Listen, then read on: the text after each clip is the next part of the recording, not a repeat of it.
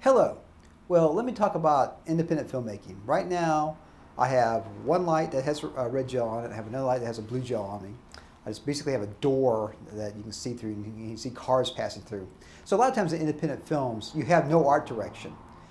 Isn't it more interesting to have someone's face in the shot than a wide shot with a bunch of blank walls?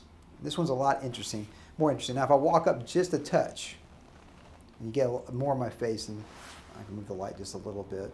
That's kind of interesting lighting there. That's kind of an interesting look. You know, if you want this kind of dramatic look. Also notice that I'm cutting off, you know, part of my head. A lot of times filmmakers try to get your whole head in there at the very beginning, you know, the young filmmakers. But this is definitely more dramatic looking. This is something that's interesting.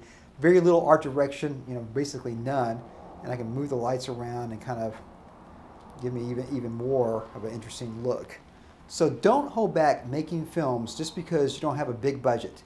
Be creative, use the materials you have, lights, gels, framing, close-ups of faces of your actors. It's a lot more interesting than a blank wall.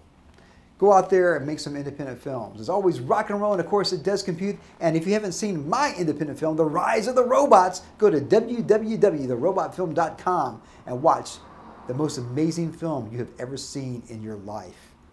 Yeah, it computes.